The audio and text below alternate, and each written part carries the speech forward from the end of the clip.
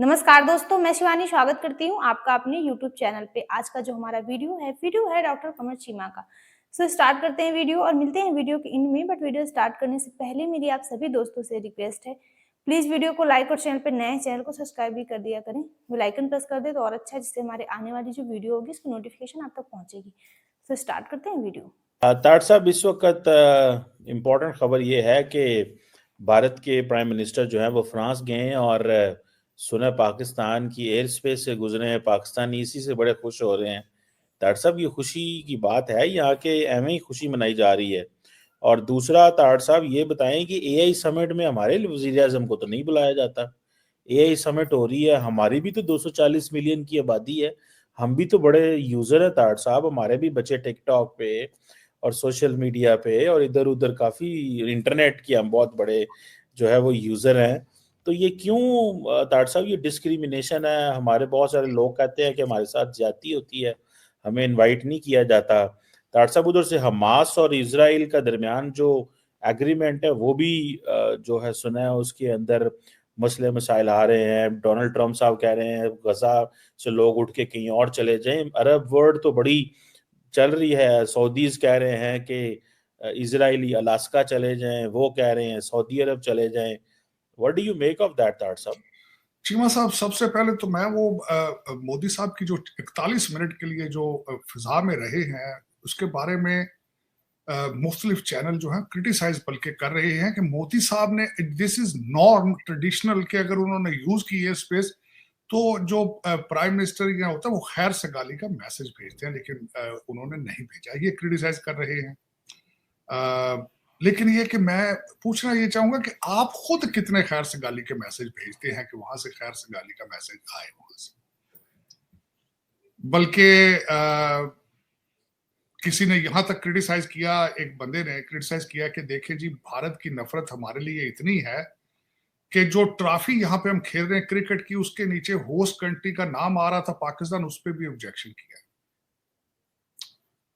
तो दर हकीकत आपकी कितनी मोहब्बतें हैं अगर देखा जाए तो ये एक तो हिस्टोरिकली करेक्ट किया जाए कि आप हिंदुओं के लिए कितनी मोहब्बत रखते हैं, सबसे पहले तो बात ये।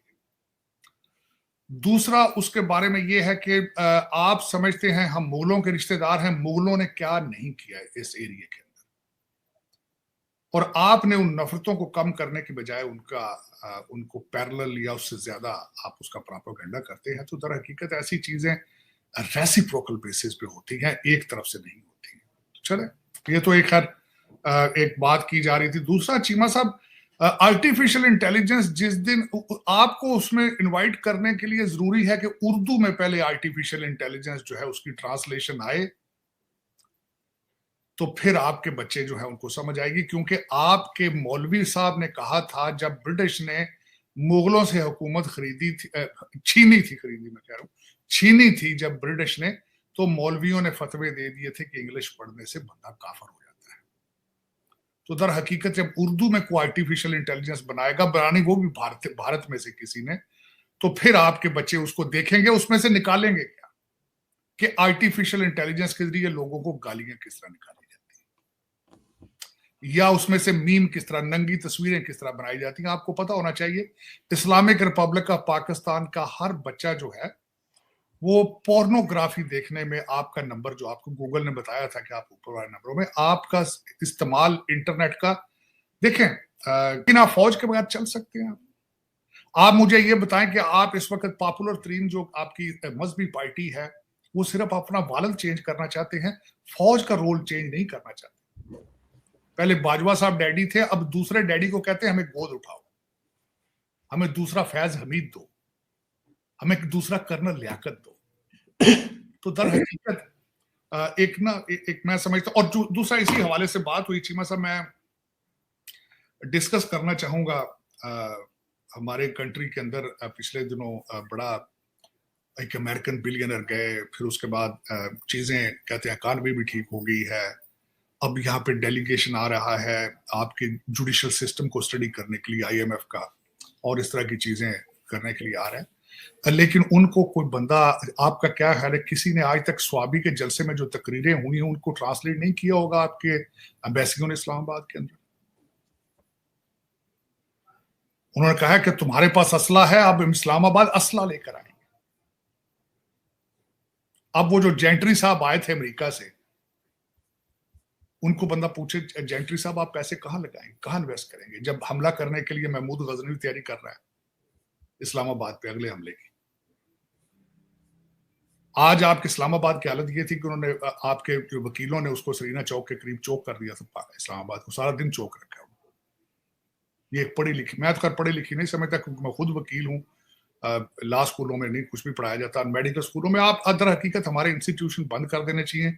एलिस फैज ने जो कहा था बहुत अरसा पहले, इनको वोकेशनल इंस्टीट्यूट बनाने चाहिए, इनको सिखाया जाए वेल्डिंग किस तरह की जाती है, इलेक्ट्रीशियन किस तरह बनना। वकालत 18वीं सदी के कानून इनके ऊपर से गुजर जाते हैं, जजों के, वकीलों के, कोई जरूरत नहीं, कोई जरूरत नहीं। चीमा साहब, दर हकीकत पाकिस्तान के हालात तो खैर वो कहते हैं कहाँ से शुरू करें कहाँ खत्म करें, उसके तो खैर है, लेकिन उस पर अगली जो मैं बात अमेरिका के हवाले से करना चाहूंगा चीमा साहब, जो 2-3 हफ्तों के अंदर न्यू वर्ल्ड ऑर्डर की तैयारियां हैं, कुछ लोग इस वक्त क्रिटिसाइज कर रहे हैं, यूरोपियन यूनियन अलग एक महाज खोल के कनाडा को सपोर्ट भी कर रहे हैं, डर भी रहे हैं, यूक्रेन के हवाले से भी चीजें सारी डिस्कस करते हैं। बिलखसूस जो गाजा के हवाले से जो डोनाल्ड ट्रंप साहब ने स्टेटमेंट दी थी, उस पे अभी अमेरिकन भी कंफ्यूज नर्वस हैं, मेरा ख्याल में डोनाल्ड ट्रंप साहब खुद भी अभी कंफ्यूज नर्वस हैं, उनके पास वो क्लियर एजेंडा या मैप इस तरह का नहीं है जिसका वो बार बार वो कर चुके हैं। एक स्टेप आगे गए हैं लेकिन 2 स्टेप पीछे भी आए हैं। मार्को रूबियो साहब ने भी उसको वर्ड ऑफर और रिकमेंडेशन का दे दिया है, और उसके बाद व्हाइट हाउस की स्पोक्स लेडी जो है उन्होंने भी उसको रिकमेंडेशन और ऑफर का नाम दे दिया है। और फिर उसके बाद कंफ्यूजन सबसे बड़ा ये है कि यहूदी भी, जो हमारे राइट विंग जूइश लोग हैं, वो भी कंफ्यूज हैं कि अगर अमेरिका का सोल्जर भी यहाँ नहीं आना, अमेरिका ने पैसा भी नहीं लगाना और ओनरशिप भी उनकी होनी है, तो ये किस किस्म की ओनरशिप, ये क्या मुस्तकबिल है। दूसरा, मिस्र जो है और जॉर्डन और इजिप्ट दोनों रिफ्यूज कर चुके हैं उनको एक्सेप्ट करने के लिए, और जो बिलखसूस अगले दिन स्टेटमेंट दी नेतन्याहू साहब ने कि इनको सऊदी अरेबिया चला जाना चाहिए, उसके ऊपर रिटेलिएशन पे वो भी बैकफुट पे जा चुके हैं। वो कहते हैं मैंने तो सार्केस्टिकली कहा था। तो ये सार्केस्टिकली आजकल लतीफे ही बन रहे हैं, लतीफे ही चल रहे हैं चीमा साहब। लोगों को कोई क्लियर पिक्चर नजर नहीं है। 2 चीज, एक क्लियर पिक्चर सामने है कि Donald Trump want to establish a new world order. अब वो किस तरह कर पाएंगे, ये एक बहुत बड़ा डिफिकल्ट क्वेश्चन है। उन्होंने जो यूएस एड को बंद किया है, उसको चाइना और रशिया उस पर खुश है कि जो पहले इनकी फॉरेन पॉलिसी को जो करप्शन के जरिए ये सपोर्ट करते थे उसका असर कम होगा, बल्कि चाइना उस वैक्यूम को फिल करना चाहता है। यूएस एड के पैरेलल को इस तरह का सिस्टम निकाल के, बल्कि उसने निकाला तो है पहले, जिस तरह वो मालदीव और श्रीलंका के जो करप्ट रजीम है उनको पैसे देकर वहां पे वो, लेकिन स्पीड अप कर देंगे अपना प्रोसेस। वो इसमें अमेरिका का ही नुकसान है अगर यूएस कल, बल्कि इसमें एक छोटी सी मैं बात बताना चाहूँ, कल मार्को रूबियो साहब ने किसी एक इंटरव्यू में ये कहा है कि हम इसको कंप्लीटली बंद नहीं करेंगे, जो प्रोग्राम इसमें से सही चलते होंगे हम उनको कैरी ऑन करेंगे। अगर ज्यादा अरसा इन्होंने बंद रखा, American foreign policy will become ineffective. ये इस पे तो नजर आ रही बात। और लोग स्पेकुलेट कर रहे हैं कि America is moving towards isolation. आज चाइना ने, आज की खबर ये है कि चाइना ने भी टैरिफ मजीद लगा दिया है, और डोनाल्ड ट्रंप साहब ने भी कल अपने एयरफोर्स 1 के अंदर जो इंटरव्यू दिया उन्होंने, उसमें उन्होंने कह दिया कि स्टील और एल्यूमिनियम के ऊपर भी 25% टैरिफ, जिसका सबसे ज्यादा इम्पैक्ट होगा कनाडा के ऊपर, क्योंकि स्टील वहां से आ रहा था। दूसरा, उन्होंने जो नाइकान कह रहा हूँ, जो जापानीज कंपनी खरीदना चाहती थी यूएस स्टील, उसके बारे में भी उन्होंने कहा है कि हम उसको नहीं बेचने देंगे पहले भी। और अभी तक मेरा अंदाजा ये था कि अभी उन्होंने सारा कुछ एक भूचाल, एक जल्जला दिया है, शोकअप किया है, शाक ना दिया है। अब आहिस्ता आहिस्ता उन चीजों को वो सेटल डाउन करेंगे, अनवाइंड करेंगे जो गिरे, जो शाक उन्होंने दिया है। लेकिन देखें दुनिया उसके साथ किस तरह रिएक्ट करती है, ये भी एक देखने वाली बात है। आज अगर देखा जाए मोदी साहब का आना अमेरिका के अंदर वो क्या होगा, उससे पहले मैं ये बताना चाहूंगा कि उसी एयरफोर्स वन के अंदर डोनाल्ड ट्रंप साहब ने ये भी कहा है कि मैं पुतिन साहब के साथ मुसलसल फोन पे राब्ते में और उनसे बातें भी हो रही हैं। तीसरी बात इसमें जो न्यू वर्ल्ड ऑर्डर के प्रोसेस में जो यूक्रेन के सदर जो है उन्होंने ऑफर दे दी है कि आके जी अब पहले आप असला देते रहे हैं, अब आके आप कंट्री खरीद लें, अब मिनरल्स के we are ready for the mineral contracts. तो मिनरल कॉन्ट्रैक्ट्स जो है दर हकीकत करप्ट तरीन है युलास्की साहब, वो बेचना चाहते हैं, डॉलर कुछ उनके मंसूबे रहते होंगे अभी बचे, वो अमेरिका से वो पैसे मजीद लेने के तैयारी में है। पुतिन साहब उनसे डील नहीं करना चाहते, वो समझते हैं he is not an elected person there, वो इलेक्शन डिमांड कर रहे हैं। लेकिन उसमें थोड़ा सा डबल स्टैंडर्ड अमेरिकन का नजर ये आता है कि खुद डेली बेस पे क्या खुद पुतिन साहब से बात करते हैं, लेकिन दूसरी दुनिया को कहते हैं कि डोंट डील विद रशिया। अब जो मोदी साहब आ रहे हैं उसमें जो मुख्तलिफ वर्ल्ड दुनिया के जो मीडिया आउटलेट्स हैं उनमें एक तो ये भी उनके सामने बात रखना चाहते हैं कि जी वो इंडियंस को जंजीरों के अंदर क्यों लेकर गए हैं लोग। उसके ऊपर डॉक्टर जयशंकर साहब ने उसको सही पकड़ा नहीं है, कोई इतना धुआंधार उन्होंने उस पर रिएक्शन नहीं दिया उन्होंने। Ultimately he is a diplomat, लेकिन इट वाज फेल्ट कि इट वाज अननेसेसरी। लेकिन इस वक्त दो चीजें सामने नजर आती हैं जो मोदी साहब चाहते हैं कि F-35 या कोई और त्यारा, इस वक्त air force is in Indian air force has issue since Pakistan will get the J-35 from China, और चाइना के पास भी उनके तैयारे हैं। दो चीजें टेबल पर हैं इस वक्त, मोदी साहब ट्राई कर रहे हैं F-35 के लिए, और दूसरा U-57 मास्को जो है वो भी देने के लिए। पहले उन्होंने एक दफा रिफ्यूज किया था, लेकिन now they are willing to talk to India. लेकिन उसमें एक तो अचीव वो ये करेंगे वेपन बाय करने के लिए, और डोनाल्ड ट्रंप साहब इंटरेस्टेड भी हैं इस चीज में। और दूसरा जो डोनाल्ड ट्रंप साहब की एक और जो ट्राई होगी, अब वो देखें उसमें कामयाब होते हैं नहीं होते। पिछले दिनों के अंदर भारत और चाइना एक दूसरे के करीब आए हैं। डोनाल्ड ट्रंप साहब की ख्वाहिश होगी कि मोदी साहब यहाँ जाने से पहले कोई यहाँ से सख्त बयान चाइना के लिए दें। लेकिन उसमें अमेरिकन मीडिया समझता है कि जिस तरह डोनाल्ड ट्रंप साहब ने बीबी नेतन्याहू को स्टेज पे ला के हर बात पे इशारा उस पर करके कहते थे कि बीबी नाउ यू टॉक, मोदी साहब को स्टेज पे ला के उनसे क्या निकलवाने की कोशिश करेंगे। ये मोदी साहब के लिए इस वक्त चीज है। दूसरा देखा जाए चीमा साहब तो इस वक्त हमारे जेडी वैंस हैं जो वो फ्रांस जा चुके हैं, अपनी फैमिली के साथ वहां पे लैंड कर चुके हैं। आर्टिफिशियल इंटेलिजेंस के हवाले से आर्टिफिशियल इंटेलिजेंस है जिसमें अगर देखा जाए तो चाइना के डीप सीक ने अमेरिका की आर्टिफिशियल इंटेलिजेंस के कपड़े उतार दिए। इसमें ये समझते थे कि पता नहीं हम ही हैं, हर चीज हमने ही बनानी है, और किसी छोटे से बच्चे ने, जिस तरह लौंडे लपाड़े ने चाइनीज ने, चीमा साहब 600 मिलियन में उसने ऐसा टीका लगाया कि $1 ट्रिलियन जो है वो इनके फार्म हो गए, और अभी $500 अरब जो है उसकी इन्वेस्टमेंट ये करवा रहे हैं यही में।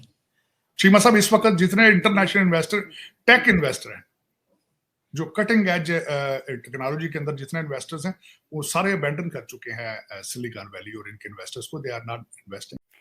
सो फ्रेंड, ये थी आज की वीडियो। दोस्तों, प्रधानमंत्री मोदी जी फ्रांस और अमेरिका की यात्रा पर हैं, और इसमें ये बड़ी इंटरेस्टिंग न्यूज सामने आई है कि मोदी जी यानी कि फ्रांस जाने से पहले मोदी जी पाकिस्तान में आसमान में जो उनका विमान था वो उड़ता रहा 41 मिनट, यानी भारतीय एयरफोर्स विमान को पाकिस्तान एयर स्पेस का यूज करना पड़ा।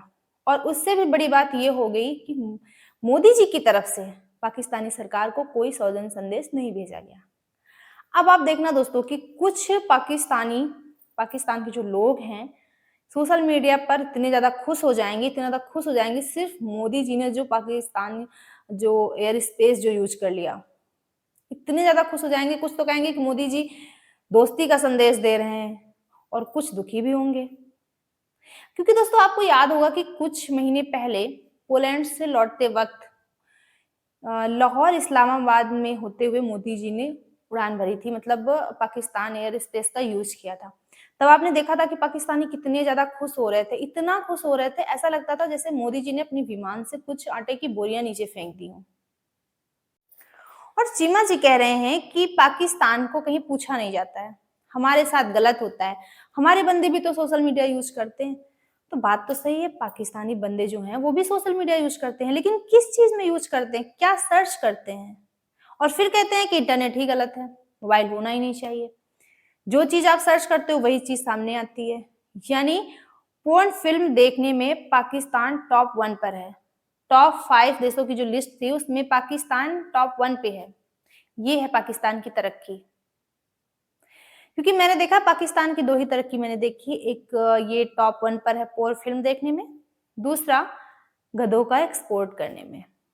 और पाकिस्तानी आर्मी के बिना तो पाकिस्तान चल ही नहीं सकता। मतलब पाकिस्तानी जो टीम है, जो क्रिकेट टीम है, उसको पाकिस्तानी आर्मी ट्रेनिंग देती है। सोचो, ऐसा भी किसी कंट्री में होता है? और चीमा जी कहते हैं कि पाकिस्तान को कहीं पूछा नहीं जा रहा है। अब मोदी जी गए हैं फ्रांस एआई समिट के लिए, जहां दोनों देश के जो नेता हैं इमैनुअल मैक्रो और मोदी जी, उनकी तकनीक और व्यापार को लेकर बात होनी है, कई सारी डिफेंस डील हो सकती हैं। अब ये सारी चीजें तो पाकिस्तान के औकात के बाहर है ना, क्योंकि पाकिस्तान को तो बस एक ही चीज में देखा जाता है, आज इस कंट्री में भीख मांगना है, कल उस कंट्री में भीख मांगना है। बाकी दोस्तों, आपकी क्या ओपिनियन है इस वीडियो पे, हमें कमेंट बॉक्स में जरूर शेयर करना, क्योंकि आपके कमेंट से हमें मोटिवेशन मिलता है और जो कुछ कमियां हो जाती हैं वीडियो में वो भी पता चलती हैं। मिलते हैं नेक्स्ट रिएक्शन में किसी अच्छे से टॉपिक के साथ, तब तक के लिए थैंक यू।